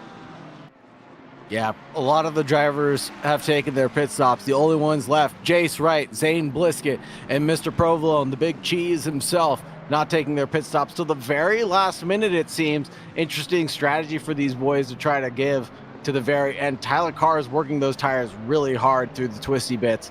He is not having a good time right now. Let's take a look at the pit stop times real quick. 32.9, 33.9, 32.5, 33.3 for the leaders. That's positions 3 through 6 on the leaderboard, but that'll potentially be 1 through 4 down to Tyler Carr at the end of the day. Awesome. And a little update here on Carson, in case anyone was curious. Carson is going to be doing some esports broadcasting coming up in the next couple weeks. And if you guys are interested in checking that out, go give Carson a follow at CarsonCast. And you can also look up at Curse Esports, or no, excuse me, not Curse. Cuse, Syracuse University, as I would imagine that is, C-U-S-E Esports, where Carson will be commentating for the Syracuse University esports team. Wonderful. Do you know what he's going to be doing? Twitter X. I don't know, and I don't know if he can say yet, so we'll just go and follow him for more information in the future. I've got him followed already. I can't wait to find out what Carson's been up to, or what he's going to be up to in the future. Esports in the college scene is becoming very, very, very popular. That's going to be awesome to see him broadcasting and bring that up to the next level of esports. Carson the legend, true. Devin Anthony, he's trying to be a legend himself, but unfortunately it has not been all sunshine and rainbows. He has gained 7 positions, but has had his fair share of getting overtaken this race, and still looking forward. Up ahead is Jelson Cruz, and he's going to be trying to find a move there. Syracuse being spelled with a C feels wrong. I agree. Likely Valorant, CSGO, or Rocket League. One of those. Not ACC. Ooh. Shocker. That's exciting. No, that's really exciting. Valorant, CSGO, or Rocket League. Those are really good sports to be broadcasting. That'll be really fun and exciting. Here we go, though. This is going to be Devin Anthony making the move on to the Lamborghini of Jelson Cruz. And not much of a fight, but that's going to be a very deep line back for the Mustang. He cannot hold on. Jelson Cruz takes it back. Behind that is going to be Marcio Mota to the outside. The Brazilian driver trying to find what he can. Not going to be getting it, though, just yet. Into Sector 3, a couple opportunities will be arising. Can he find them? It seems like no. He is going to have to just bide his time and wait for the first chicane to try to find a moment there. Man, I feel like I grew up a generation too late. Too soon, excuse me. You guys have esports labs? Adam Strain says he found an esport lab at a school where you can sit and do work while avoiding people. I would kill for that. If I would have totally gone to college if esports were a thing.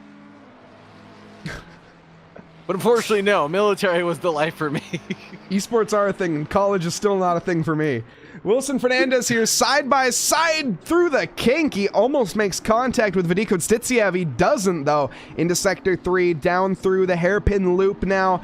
Not going to be looking for the move just yet. Trying to set it up now to the inside. Will the move be there? No, he's not close enough. Vadik parking it in the center of the track, which is exactly what he needs to do. Not many overtaking chances here in Sector 3, as it's just windy, twisty, very undulating in the curves, and not many chances to go and outbrake your opponent.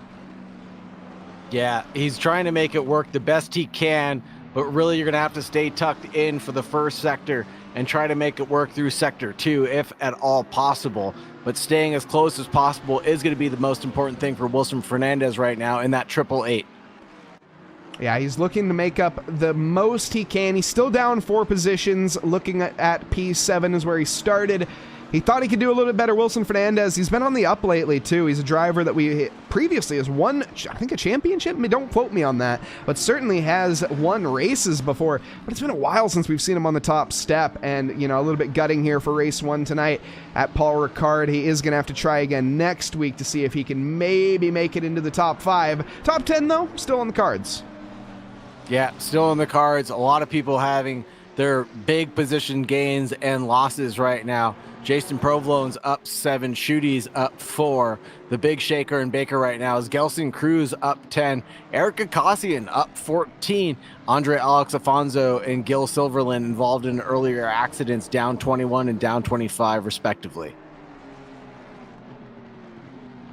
Fun fact, sorry Logan, I was reading chat. Logan Sargent fanboy, there is a video that was put out right before his sacking that was showing why he is the greatest driver of all time. If you haven't seen that video, I would recommend watching it. It's not much of a fun fact, to be honest, but it's on YouTube, and if you look up why Logan Sargent is the GOAT, I think you'll be able to find it. It was like 10 to 15 days ago, maybe 13 days ago or something the video was made. But in case you didn't know, Logan Sargent's actually fluent in multiple languages. He's fluent in French, and he knows a bit of Italian, but of course he's also fluent in English. Ooh, big drift from Quinn Smith. He's trying to get past Zane Blisket right now, but has no obligation to get out of the way. He has not taken a pit stop yet, but he is slowing him down into the background of Ali Raza's big Beamer headlights.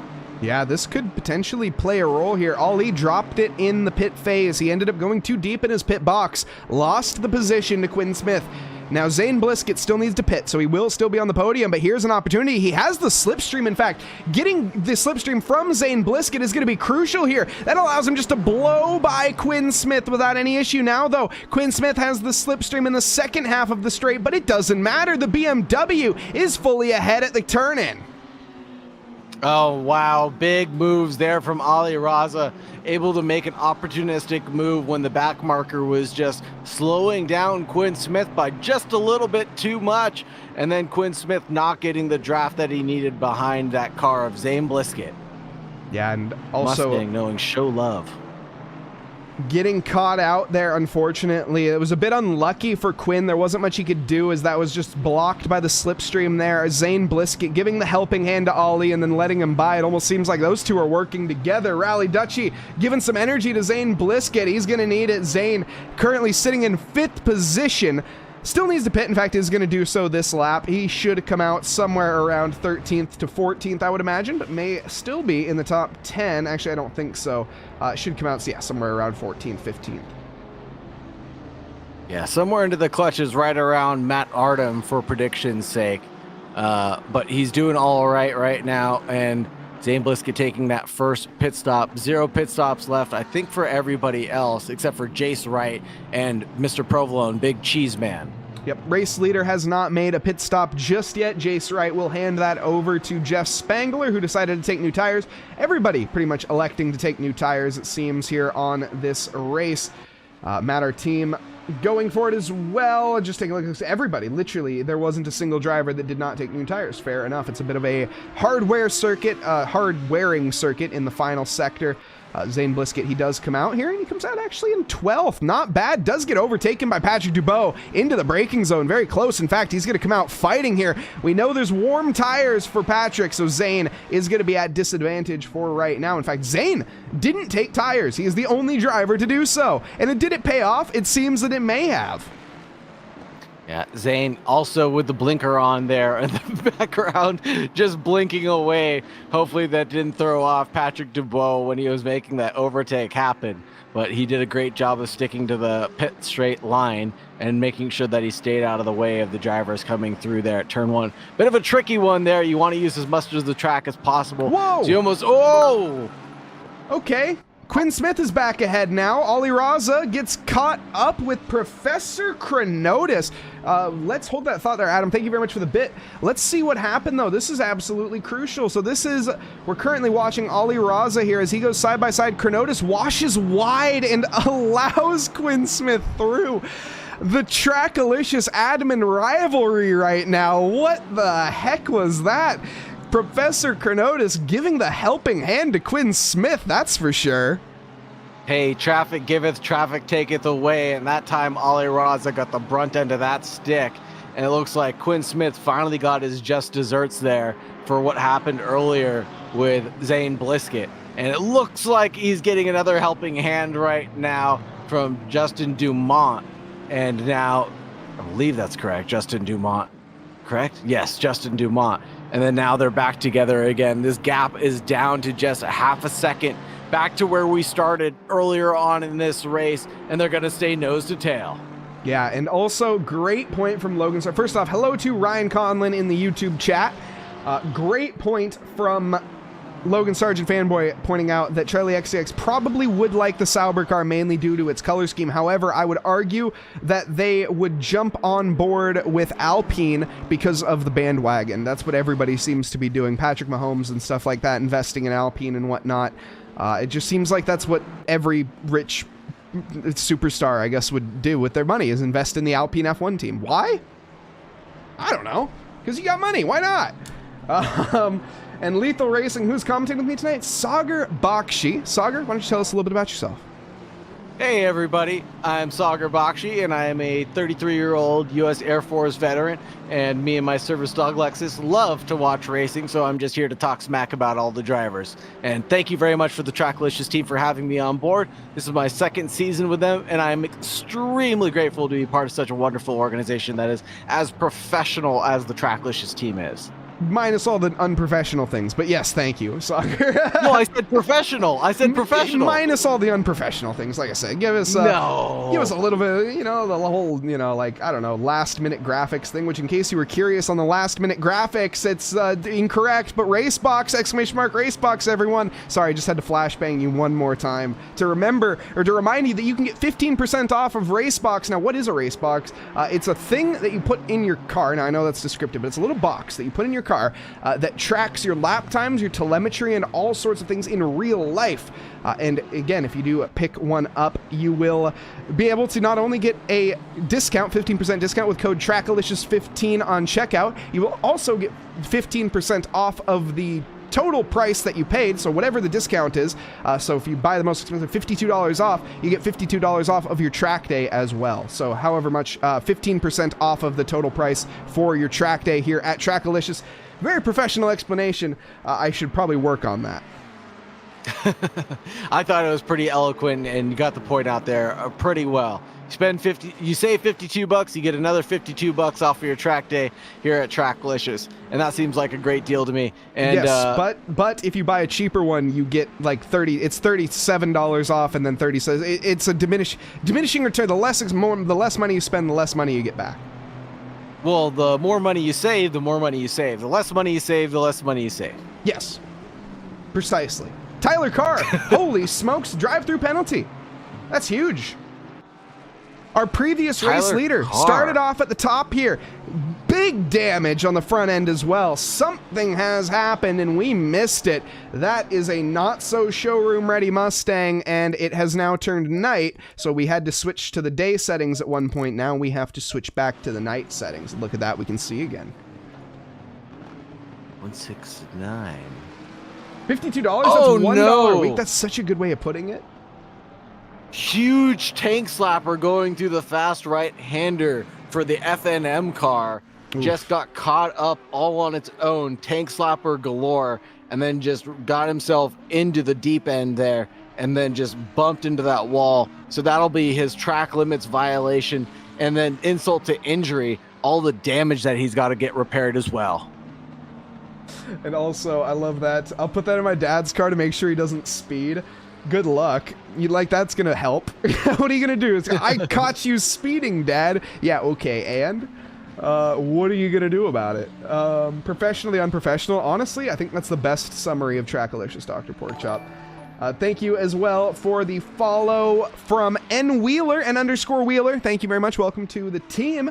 We're about 46 followers away from 2,300 followers here. If you guys are also interested, we have a Discord where you can find all of the juicy information, plus a wonderful community behind it. !Discord for more information there.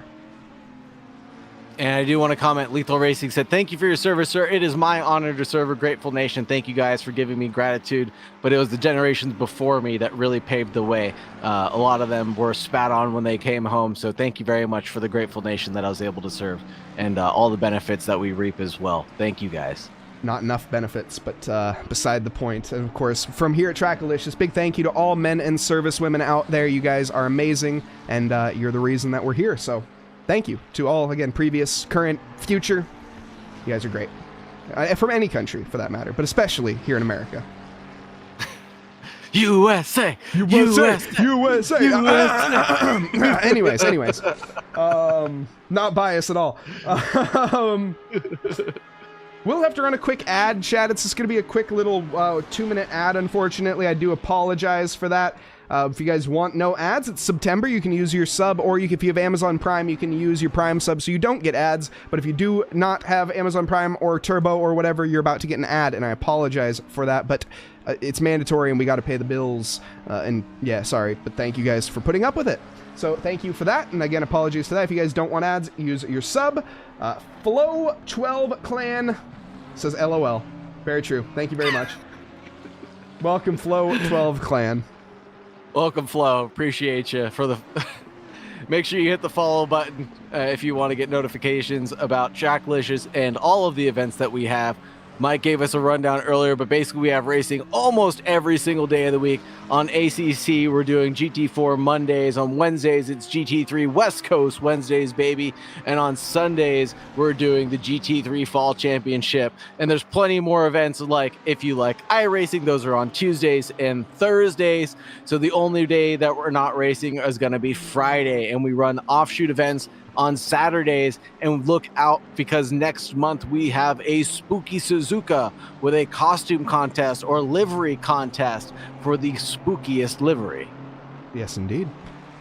And Flo from Progressive is a commercial icon. Honestly, top tier commercial people, Flo might be #1. Flo, I mean, there's obviously Jake from State Farm. There is dude from Target. What was his name? There's been so many Jakes from State Farm, though. Yeah, but like, it's the principle. I get what you mean. There isn't a Jake from State Farm. That's true. You mean philosophically the Jake from State Farm? Yeah. I mean, there was, okay. And then there was also, what was the dude that I just mentioned as well that I've now forgotten? Anyways. The dude from Target, you said? Yeah. What was the dude from Target? Wasn't he big at one point?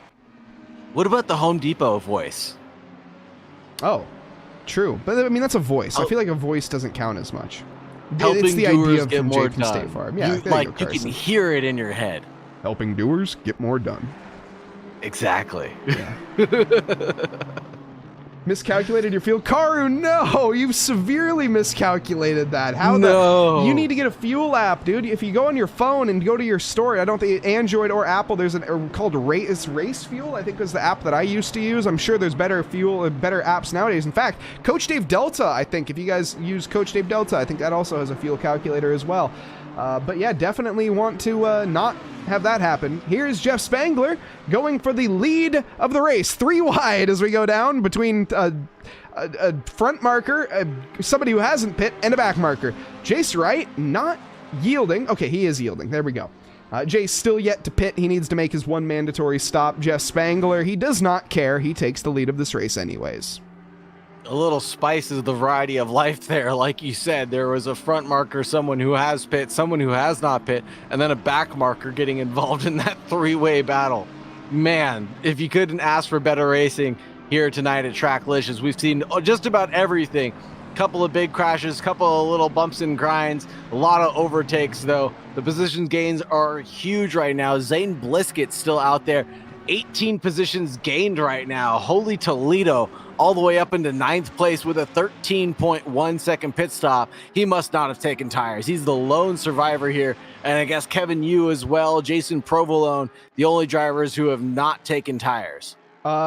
Casey Schutte also joining that conversation.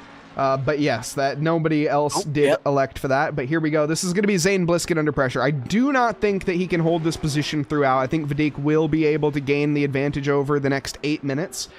Lap times are certainly in favor of Vadik right now. He is on newer rubber.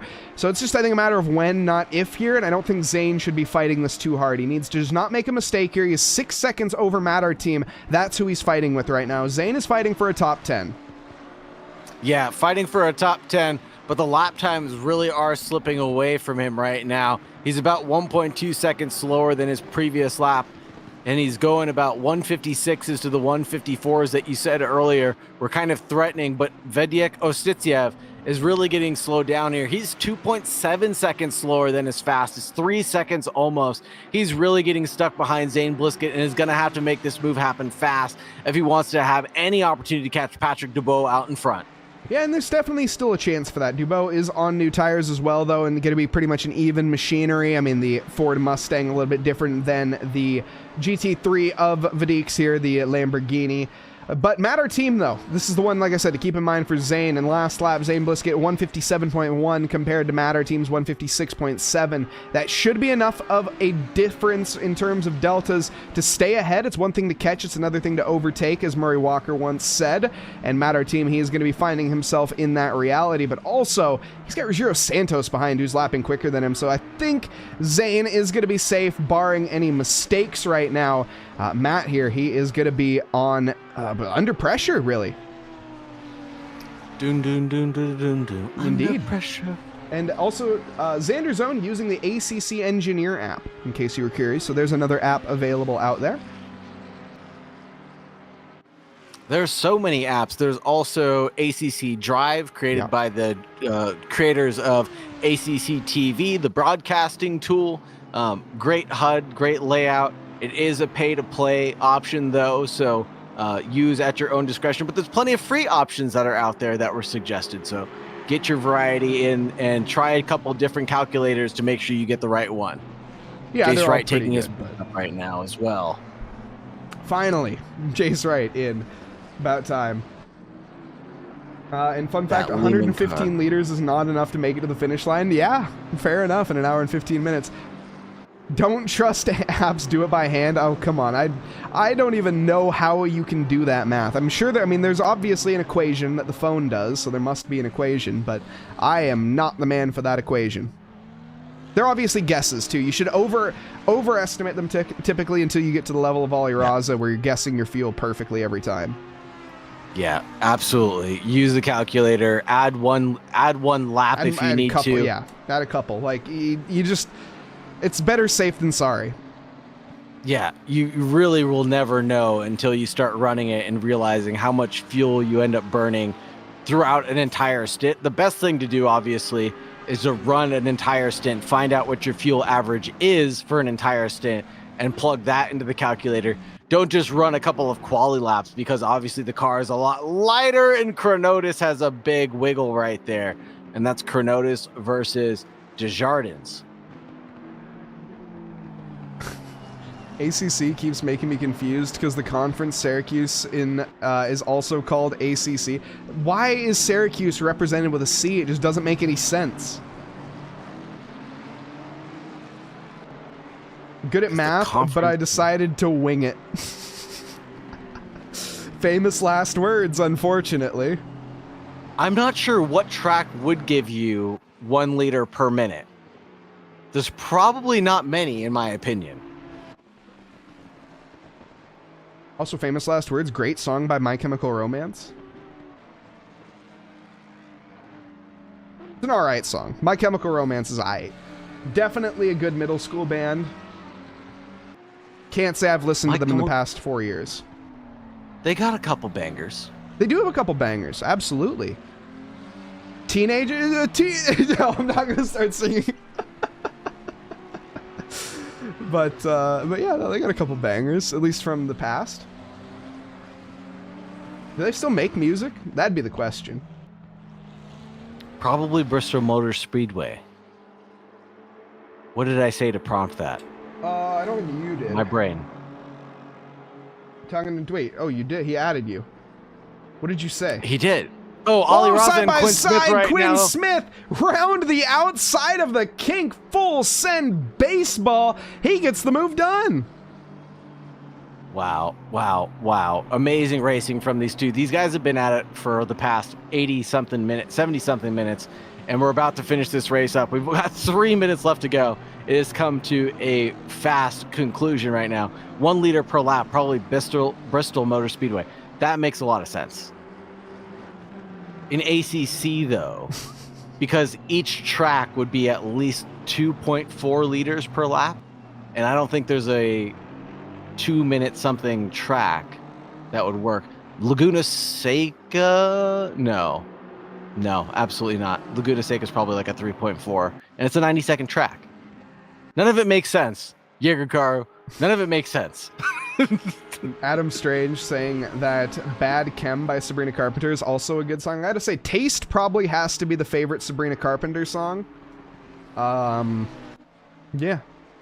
That's just my personal opinion. I don't know if that's a hot take or not. Adam, you'll have to let me know. Carson, have a great night. Glad you finished your homework, and good luck at school tomorrow. Well, yeah, tomorrow is going to be Monday. Yeah, good luck to you, Carson. Take care, brother. Thank you very much for stopping by. Stephen Buckley getting a drive-through penalty that he's going to have to serve before the end of the race, but it won't affect his race position, not one bit. Daniel Desjardins here side by side with Chronotis. There's a little bit of a side swipe, and is that going to allow Eric in? Yes, it is. Eric gets the door opened for him, and he says, thank you very much. Oh, and a hip check to boot. Eric sends Desjardins to the Shadow Realm. Ooh, man, and just slipping out just a tiny bit there. Let's look at it on the replay, Mike. Yeah, let's dissect this one from a different angle and see exactly what happens. So there's Eric slipping to the inside. He goes and he takes the corner, parks it in the middle of the track, and Desjardins starts to run wide and basically drives into Eric. You reap what you sow, some may say. Definitely will be down to the stewards, though, to review that incident. Yeah, just an unfortunate slip there where his front end just drifted out to touch Eric Gubaskakasian, and Eric turning right had the more stable line, and that was it for Desjardins. Really unfortunate. Wilson Fernandez and Matt Artem, getting close to each other as they chase down Rogerio Santos. Ooh, here we go, though. Zane Blisket, he's trying to come back onto Vadik here, try to get that top 9. He, told it before, he's guaranteed the top 10 more or less. I didn't think that Zane was going to be able to contend with Vadik. With Vadik, he has been caught lacking, to be completely honest. Lap times have not been there. Zane Blisket, despite the old tires, he has managed to gain the position and even pull away. Wow, and his lap times too. He's doing 155.6s right now, which is pretty blistering. With those tires must be blistering as well. And Logan's like, Mike, should Williams hire a driver named William? Honestly, they should hire a driver named Will or James. That's basically over it. I feel like in Williams, there are only 2 names, and if you're named James or if you're named William, you are in good standings. Other than that, you're just kind of an outlier, I feel. James Val, for instance. James Yexley, James Axby. All of them Williams people. Yeah, it's kind of crazy how many Jameses there are over at Williams, and how many Wills there are as well. Will Green. Oh, Vedek Ostisiev coming into the pits right now. Is he serving a drive-through penalty? I think I didn't see one pop up. Who is the driver with the least energy? Nigel. Absolutely Nigel. Well, no, hold on. Dash Report, I'm saying who has the least energy, or who has the... yes, that's also true, but I think that is the driver with the least energy, or with least aura. Nigel is great, but he has no aura to him. And current driver, who did I say? I think I already answered that question. I can't remember who I said. Nigel Mansell? Yeah, Nigel Mansell. Either way, Jeff Spangler. Did he punch someone? I don't know. Jeff Spangler, though, is rounding the final corner. He has to punch the throttle to the line, and that is it. He's going to be taking race 1 of the GT3 Fall Championship. Jeff Spangler and the Madhouse Racing takes the win. Quinn Smith gonna come home behind. It was a hard-fought victory, but he beats the other Trackalicious admin by 0.8 of a second. Ollie Raza takes 3rd position. Kenneth Portis the 2nd in 4th. Jason Wright, a valiant 5th position. A hard-fought 5th here for the number 63 Fuchsia Competition Esports Lamborghini. Casey Schutte coming home in the rightful position. 6th place, everybody.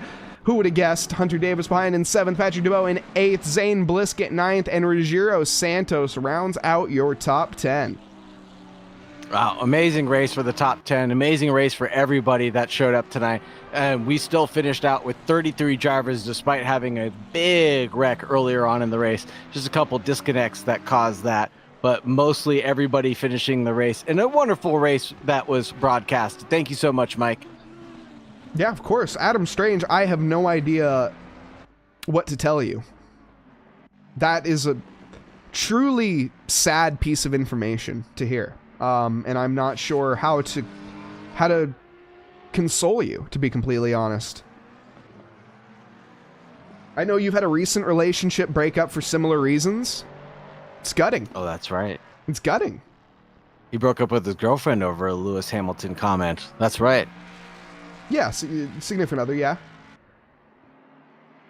Now to the line, though, is going to be Timothy Jadaboul, 14th position here for the Fear Nothing Moto guys, or for this Fear Nothing Moto driver. We also, of course, had Tyler McCullough, Anthony Kelly, and Tyler. He's already out of the race. I don't blame him. He has left the session already. Yeah, started in 1st, finished 18th. I think that's enough said there, unfortunately. It's not really all sunshine and rainbows for the FNM team, but it's still a valiant result in the mid-pack there for some of their drivers. Nothing to shake a stick at by any stretch of the imagination. Now, though, let's go and meet some drivers. Reminder, Jeff Spangler, Quinn Smith, Ollie Raza, if you guys would like to come in for an interview, we'd really appreciate to have you guys. Go ahead and pop into the green screen room and we'll go ahead and drag you over. And I see Ollie Raza and Quinn Smith are available for the pickings, Mike. Yeah, I rudely moved them without asking. Oh, nice. Yeah, it's fine. I'm not too mad. Patrick did not qualify into the top 3. We'll have to hold off on that interview, unfortunately, but I do appreciate it. Great job on the top 10, though. 8th position for you. We are looking for the Spangler man himself if he wants an interview as well. He is in there. All right, let's get this started then. Let's start it off with the 3rd place finisher tonight. That is going to be Ollie Raza. Ollie, you got a copy? Hello. There you are. Ollie Raza, hard-fought victory with the previous teammate Quinn Smith. What a valiant one. It was a very entertaining fight all the way around. What was your take on that? I mean, it was the entirety of the race, literally all 42 laps. You guys were pretty much nip and tuck. Well, I wasn't really trying to fight each other. We were trying to work together to catch up to Jeff. So, like we weren't trying to make a move. Only in the end where, we tried to fight, like the last 5 minutes. But yeah, we just got unfortunate with back markers, and Jeff just kept pulling away. So that was Cronotus.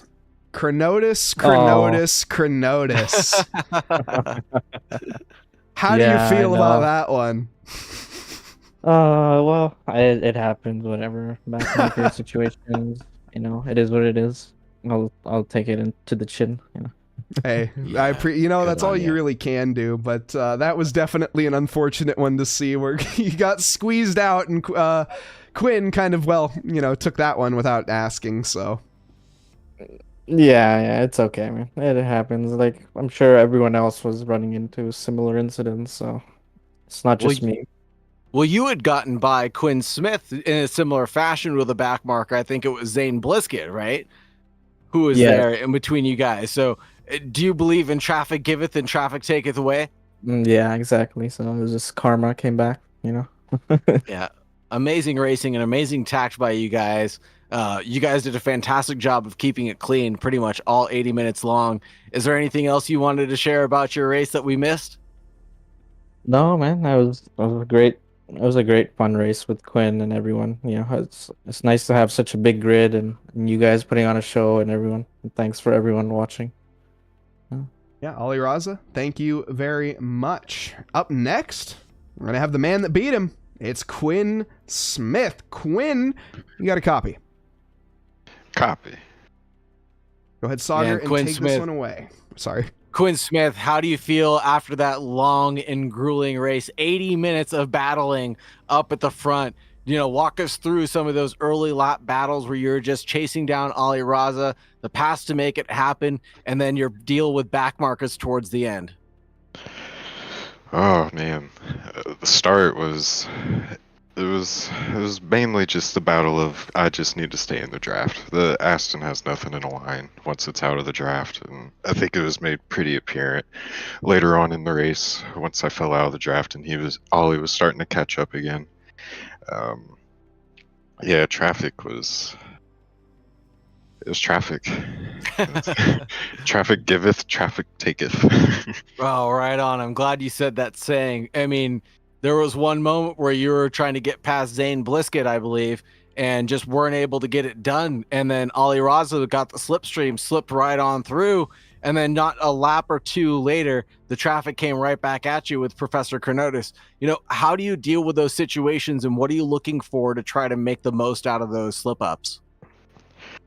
Honestly, it's whenever you're behind someone, yeah, you're pushing. You want to stay behind them, but you have to give yourself a little bit of leeway.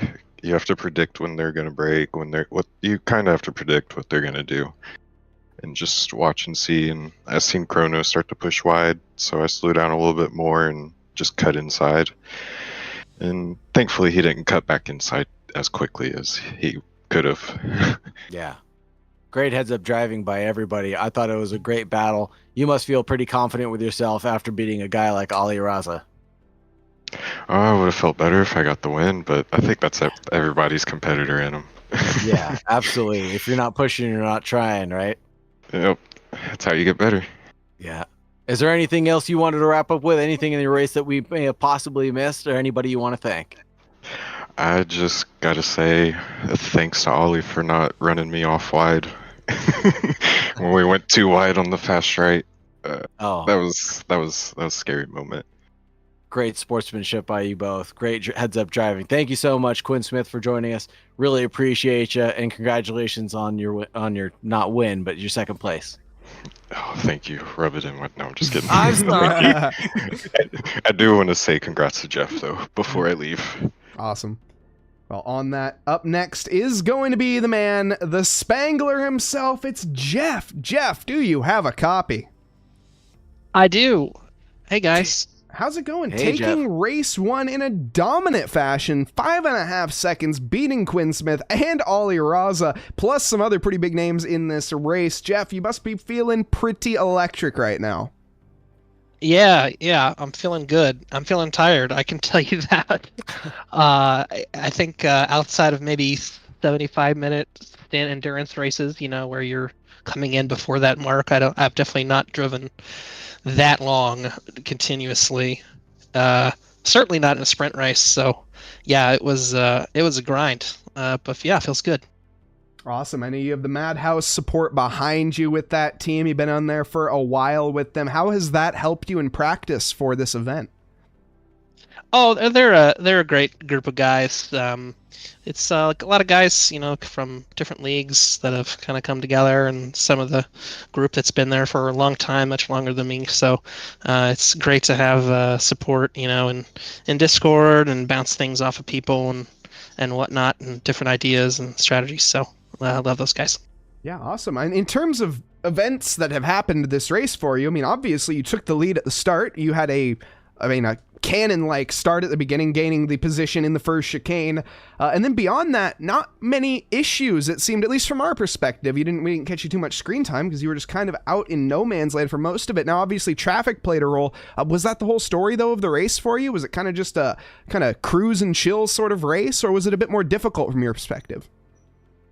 I was telling Quinn and Ollie that I was lucky to get away the way that I did at the start. McLaren is really good at race starts if you time it right, and the Mustang wasn't, and I could see car over there on my left, and I don't think he was very far up in his starting box, and I was. We weren't quite like nose and nose, but we were pretty close. So I was like, well, I think I have a good chance of getting in before the first turn. And sure enough, I did. And then I was like, come on, Mustang, like keep them back, hold them back on the straights. And I think I got like 6 seconds or something before the two of them got past him.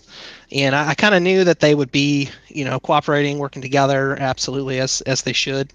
And they were just always there, like always on the timing screen. And I'm looking down and okay, 4.5 seconds, 4 seconds. And then it was getting down to like 3. And first stint for me, it was kind of a tale of two stints. I mean, I don't want to go on for forever and ever here, but I had a lot better like top end pace first stint, and the tires, they were like, I was like, where's the grip towards the end. Second stint, definitely not as fast. But a lot more consistent, and that was helpful with the traffic.